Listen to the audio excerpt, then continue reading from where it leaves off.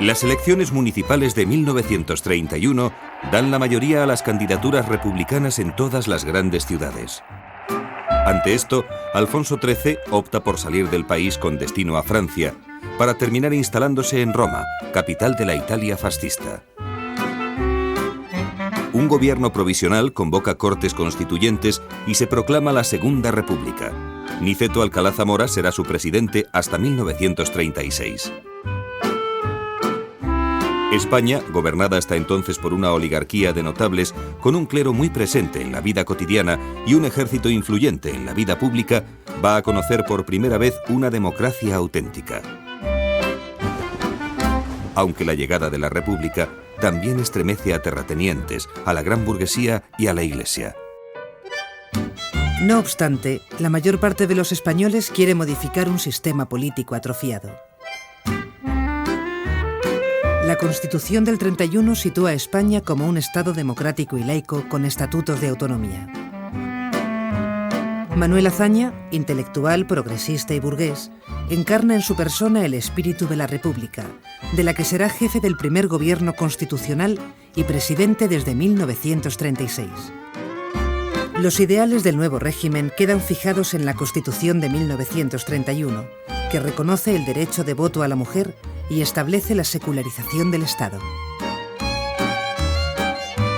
Con las primeras hojas de los chopos y las últimas de los almendros, la primavera traía a nuestra República de la mano.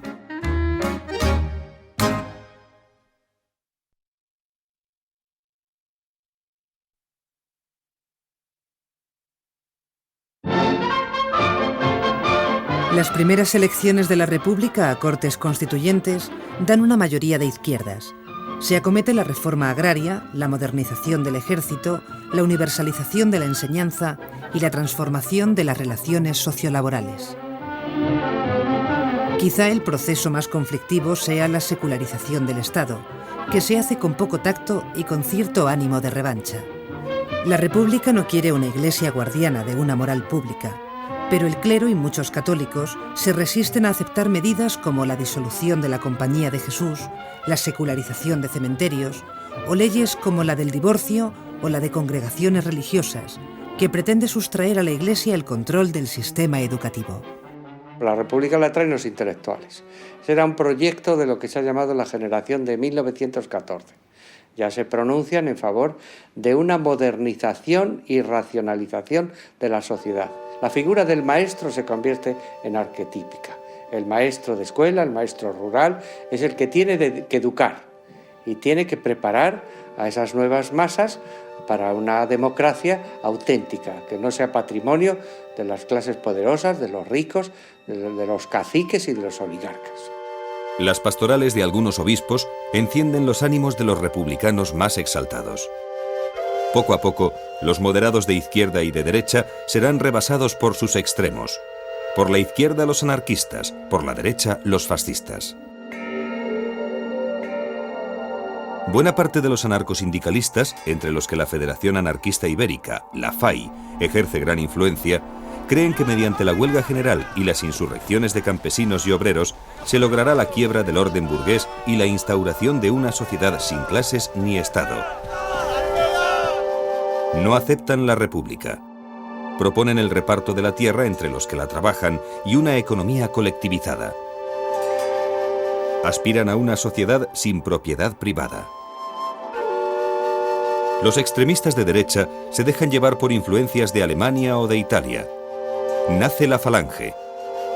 Su fundador, José Antonio Primo de Rivera, hijo del dictador, aúna las ideas fascistas en un movimiento antiburgués, antidemocrático y católico integrista. La depresión económica que azota a Europa y una feroz sequía siembran el pesimismo cuando la República apenas está estrenada. Por otra parte, la reforma agraria no contenta a los campesinos más pobres y a los jornaleros, muchos de los cuales siguen los llamamientos anarquistas.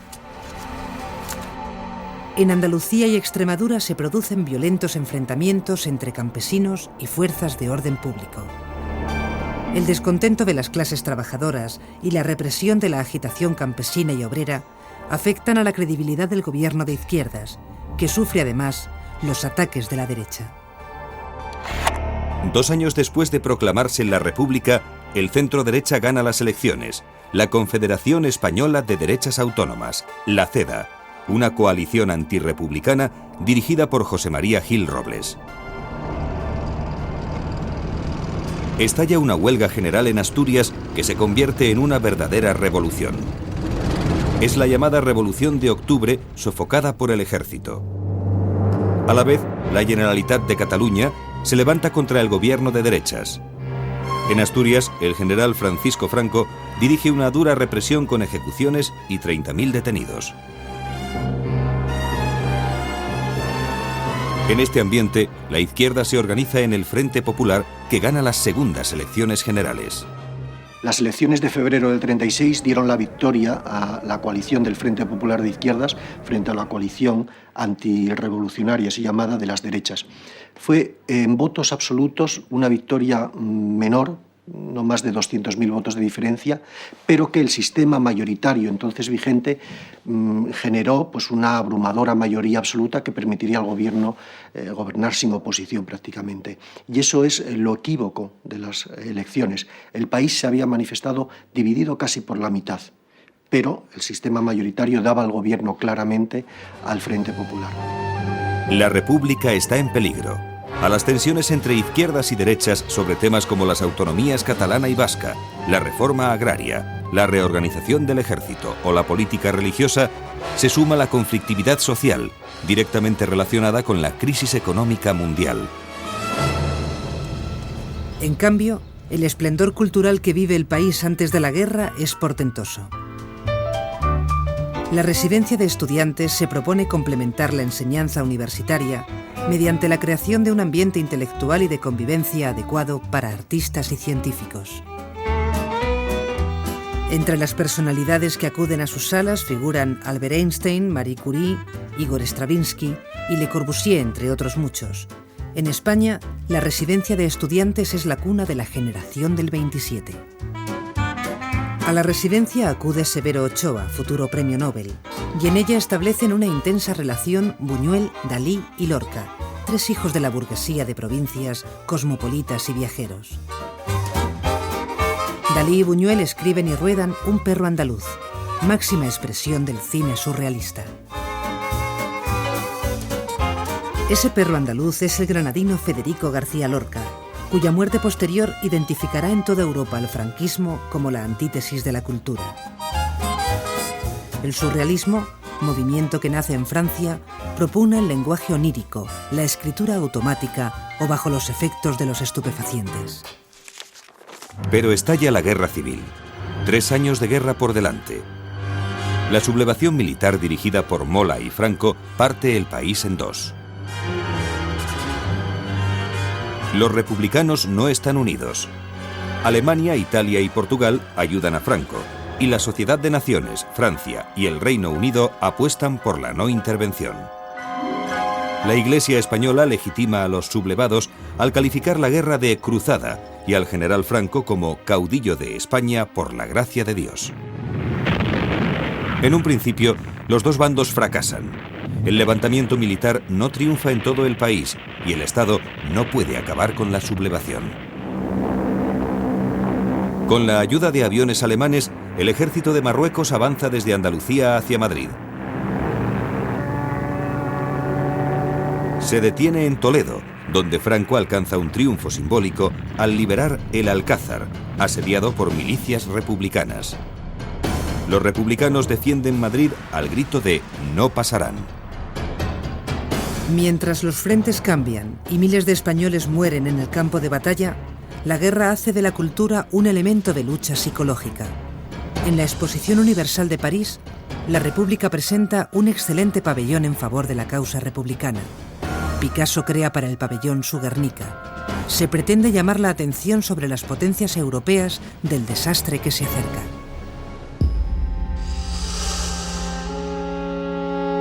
Antes de que Franco entre en Madrid, tras la caída de Barcelona, cientos de miles de republicanos parten hacia Europa y América. Muchos de los intelectuales más conocidos permanecen leales a la República y deben exiliarse. Las tropas franquistas entran en Madrid, donde hace 3 años que no llegan patatas, garbanzos o azúcar. En el Estado franquista se suprimen las libertades democráticas y se controlan los medios de comunicación.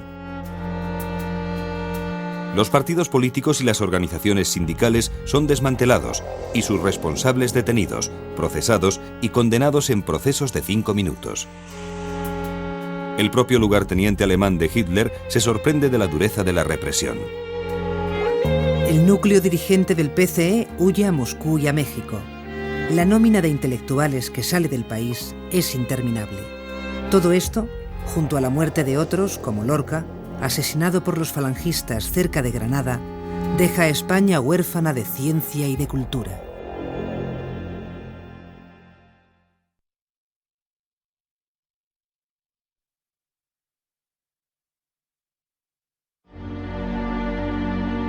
El franquismo supone una quiebra en las tendencias modernizadoras de la República.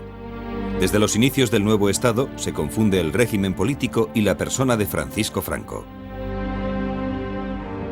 El régimen del general Franco era una dictadura personal que se basaba sobre 3 grandes pilares que sostenían lo que se llamó el régimen político. En primer lugar, el ejército, que era el garante de esa victoria y de que no habría vuelta atrás en esa victoria. En segundo lugar, la Iglesia Católica, que no colaboró con el régimen, es que era parte del régimen, era un pilar. Es la institución que garantizaba y que controlaba la vida cultural, las costumbres, la moral y una parte importante de la movilización y la sociabilidad de los españoles. Y en tercer lugar, el Partido Unificado, la falange tradicionalista, encargada del control de la retaguardia, de los sindicatos, de la movilización juvenil, el Frente de Juventudes, de la mujer, la sección femenina. Estas 3 instituciones tenían como clave de bóveda la figura del general Franco, que era generalísimo de los ejércitos, cruzado por la fe de Cristo y jefe nacional del único partido, solo responsable ante Dios y ante la historia. Tras la guerra, hay una afiliación masiva a la Falange, más por interés que por su atractivo ideológico. Pero Falange, tras el fusilamiento de su fundador, José Antonio, al principio de la guerra, se convierte en un apéndice del franquismo y no es el partido único de ideología fascista. En efecto, Franco fusiona Falange con los grupos tradicionalistas y es esta nueva Falange la que se convertirá en el llamado Movimiento Nacional. Así, más que un partido, es un grupo de poder que Franco utiliza para movilizar a los ciudadanos. Bajo la tutela de Falange, el régimen, a semejanza de otros regímenes totalitarios europeos, crea diversas organizaciones de masas. Tal es el caso de la sección femenina, dependiente de Falange. A través de ella se forma a las jóvenes en los valores católicos tradicionales y en los postulados de un régimen para el que la actividad social de la mujer se restringe al círculo familiar. Como mucho se le reservan tareas en los servicios sanitarios, de asistencia social o de beneficencia. Mientras tanto, entre los vencidos se organizan los maquis, grupos guerrilleros integrados por comunistas, socialistas, anarquistas y nacionalistas vascos.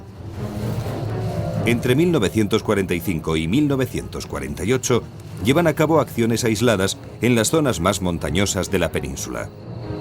A finales de los 50 desaparecen los últimos grupos de resistencia.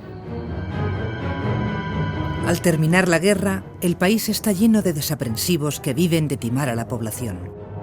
Falsos funcionarios ofrecen a sus víctimas influyentes gestiones para excarcelar presos, dar trabajo a los desempleados o incluso para levantar templos. Es la picaresca propia de un país en ruinas. Para contrarrestar la carestía se impone el extraperlo, el mercado negro, aceptado como algo inevitable. Las cartillas de racionamiento reparten el poco pan, aceite, leche, arroz y huevos de que se dispone. Falta petróleo y electricidad, y España vuelve a la vela y al carbón. El régimen organiza la economía de manera autárquica, es decir, intenta vivir de lo que España produce, pero el país no posee todo lo que necesita. 5 meses después del fin oficial de la Guerra Civil Española, empieza la Segunda Guerra Mundial. España no participa en la contienda junto a Alemania e Italia por ser un país arruinado. También porque Hitler no accede a las peticiones de Franco, quien reclama la soberanía sobre Marruecos y sobre gran parte de la Argelia francesa, así como una importante ayuda militar para ocupar Gibraltar. No obstante, Franco, convencido de la victoria nazi, envía la División Azul a la Unión Soviética. 18.000 hombres para luchar, según el caudillo, no contra los aliados, sino contra el comunismo. En 1945, acabada la guerra, los aliados aíslan internacionalmente a España, que había demostrado su afinidad con el fascismo. El franquismo prefiere dar entretenimiento a dar cultura. 1 millón de aparatos de radio difunden seriales radiofónicos. Unamuno y Ortega desaparecen de los libros de texto. Frente a ellos se propone la cultura de la evasión, de la mano principalmente del cine. Se empieza rodando la grandilocuencia épico-militar para pasar por la comedia amable, el folclore andaluz, el casticismo madrileño y las películas con niño. Y la revista se convierte en el único espectáculo donde la censura permite alguna licencia erótica. En los teatros se asiste a comedias de Jacinto Benavente y Enrique Jardiel Poncela, y aparece la literatura de kiosco especializada en 2 subgéneros, la novela rosa y la novela del oeste. Los toros son especialmente bien vistos por el régimen. Los éxitos futbolísticos son empleados por el régimen para exaltar el nacionalismo. Las quinielas hacen soñar al pueblo. Es la subcultura de masas. Madrid y Barcelona se llenan de chabolas con personas que llegan del campo. En estos años se crea el Documento Nacional de Identidad obligatorio para mayores de 16 años. Se venden a plazos relojes suizos y llegan los bolsos de plexiglas. Por todas las ciudades surgen los niños prodigio. En 1948, una tienda de Madrid exhibe un televisor, mientras que se piensa que un caldo de caracoles cura la tosferina y algunos curas no dan la comunión a aquellos que se apuntan a la moda de los bailes pecaminosos.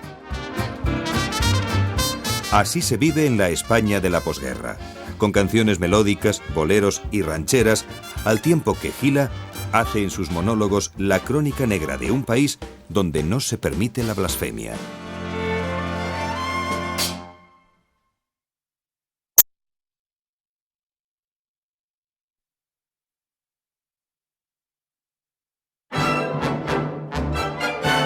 Durante los años 50, España rompe su aislamiento y se incorpora a los organismos internacionales. El régimen está muy interesado en reafirmar sus relaciones con Washington y el Vaticano. La coyuntura internacional favorece a los intereses de Franco. La Guerra Fría ha generado un temor maniático de los norteamericanos hacia el comunismo. Estados Unidos firma un tratado con España por el que se le permite la instalación de bases militares. A cambio, los norteamericanos actúan como embajadores de España ante el resto de Europa, abiertamente reticente a la figura del dictador. Franco consigue firmar también un concordato con la Santa Sede y, por fin, las Naciones Unidas admiten a España en sus organismos. Estados Unidos aporta créditos que alivian la maltrecha economía española, ahogada por el corsé de la autarquía. Se impone un cambio de rumbo en la política económica. El nuevo objetivo es la liberalización de la economía que debe favorecer el desarrollo del país. La apertura económica será obra de los llamados tecnócratas, que desembarcarán en el gobierno a finales de los años 50. La mayoría de los tecnócratas pertenecen al Opus Dei. Este es un movimiento católico de renovación que defiende el protagonismo de los laicos en el catolicismo. Con frecuencia captan a sus seguidores entre las élites socioeconómicas y profesionales. Durante la dictadura se desarrolla un arte conmemorativo y militante basado principalmente en una iconografía de la guerra y en monumentos a los caídos y a los héroes. La arquitectura oficial toma el modelo de El Escorial, símbolo de la España de los Austrias. Franco siempre tuvo alta consideración por Carlos V y Felipe II. Amante de la grandilocuencia, retorna al gusto tradicional. Más por su contenido ideológico que por su valor artístico, hay que destacar el Valle de los Caídos. 20.000 hombres, la mayor parte presos políticos, levantan un gigantesco mausoleo cuya construcción es supervisada directamente por Franco. Y mientras este arte escurialense se extiende por el país, el catolicismo sigue teniendo un papel principal en la vida cultural. Los libros religiosos descansan en las mesillas de los españoles y la hostilidad contra Miró y Picasso no remite. Solo se admite la figura de Dalí, sobre todo desde que pinta el Cristo de San Juan de la Cruz. El franquismo se vale del pintor para incorporar al régimen un nombre de prestigio. En 1959 se funda ETA, forma radicalizada del nacionalismo vasco, cuyos actos terroristas se multiplican rápidamente. La actividad económica se acelera, se construyen embalses para generar electricidad y las cadenas de montaje llegan a las fábricas y a la industria del automóvil. A partir de la aplicación del Plan del 59 y a lo largo de toda la década de los años 60, el país, por decirlo así, sufre un efecto tijeras en su evolución. La economía española avanza dramáticamente, se industrializa, las tasas de urbanización son muy grandes, la alfabetización se generaliza, la sociedad se moderniza y, sin embargo, en el plano político todo permanece prácticamente igual. A pesar de los tecnócratas, de la discusión sobre la apertura política, lo cierto es que el franquismo sigue hasta el final siendo el régimen de poder personal y autoridad omnímoda del caudillo, del general Franco. Mientras, los monárquicos se debaten entre colaborar o no con el régimen para la restauración de la monarquía.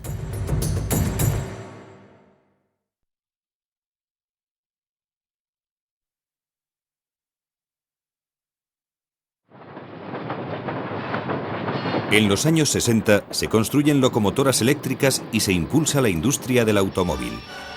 El crecimiento del turismo desarrolla la construcción y trae divisas. Se exportan vinos, cítricos y aceite. Este desarrollo económico genera un bienestar social que trata de compensar la falta de libertades.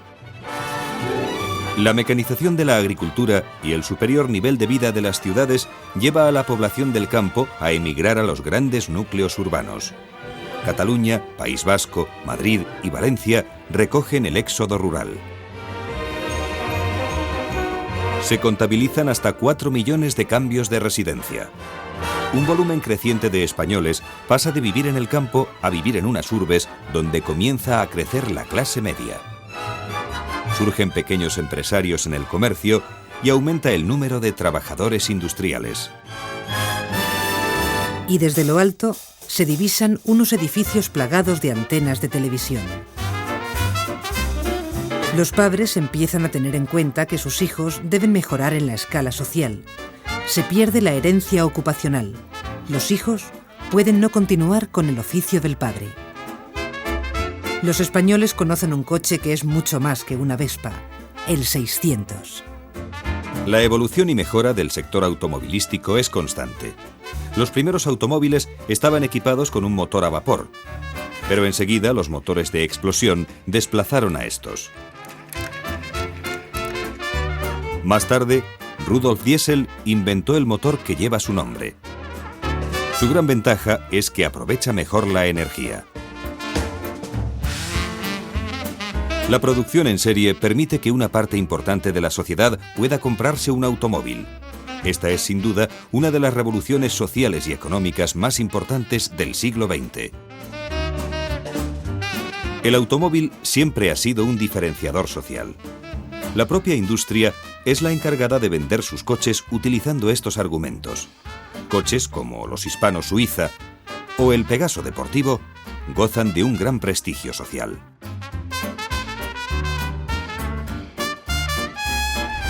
Cientos de coleccionistas y amantes de los automóviles antiguos han convertido el cuidado y la exhibición de estos en una forma de vida y una extensión de la propia personalidad.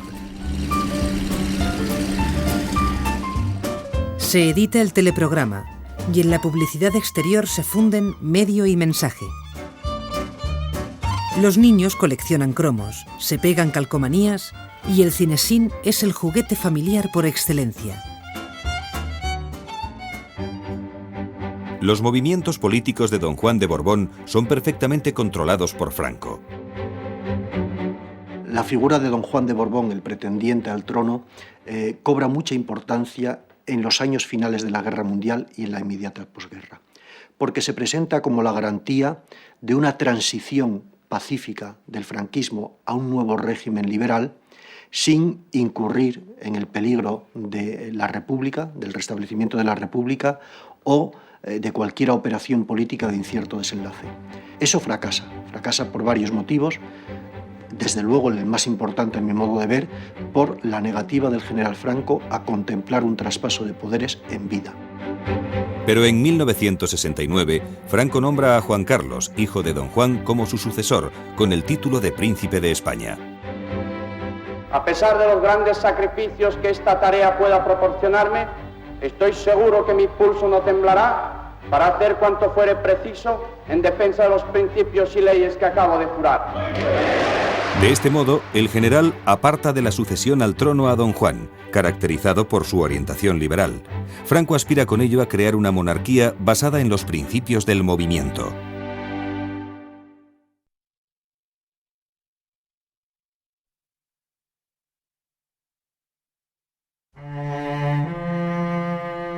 Mientras la salud de Franco empeora, más de 3 millones de emigrantes están dispersos por todo el mundo.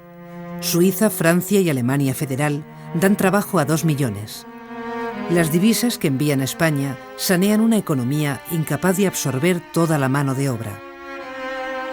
Otro millón de españoles sigue viviendo en América. En los 70, España vive el fin de la prosperidad económica.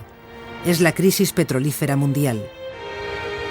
La prosperidad vivida en los 60 no deslumbra a los españoles que reclaman libertad. Reaparece la oposición obrera y estudiantil. Se trata de formar hombres y no maricas.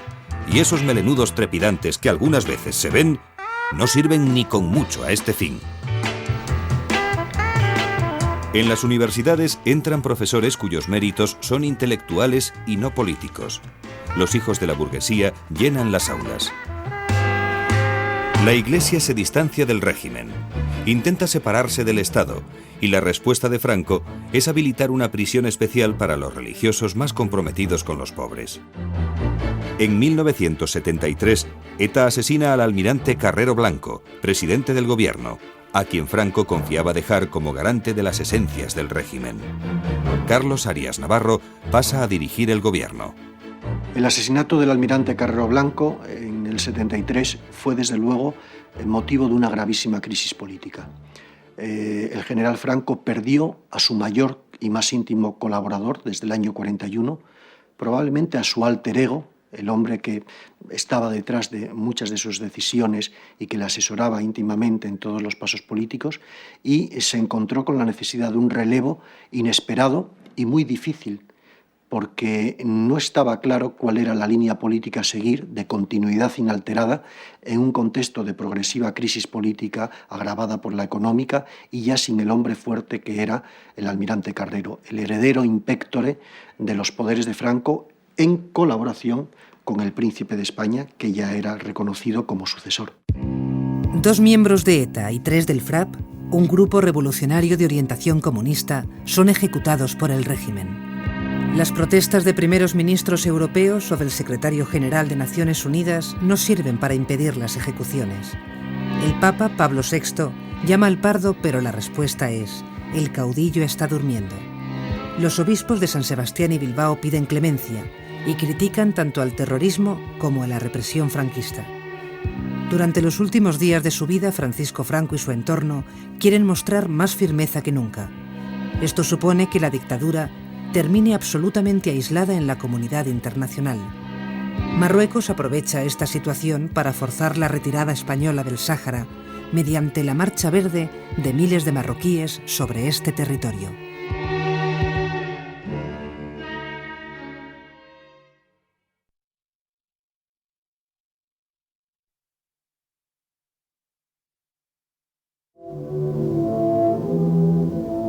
Españoles, Franco ha muerto. El 20 de noviembre de 1975, tras una larga enfermedad, muere Francisco Franco. Pese a que hay una sucesión decretada, se viven unos días de incertidumbre. Mientras unos celebran su muerte, otros la lloran. Son días de miedo en los que los españoles no ven claro cuál va a ser el futuro del país. A pesar de que la gran mayoría de los ciudadanos entienden que ha llegado la hora de la democracia, la cuestión no es sencilla y en el ambiente se respira que puede pasar cualquier cosa. La oposición y los sectores franquistas tratan de llegar a un consenso. La sociedad española se prepara para iniciar el camino hacia la democracia.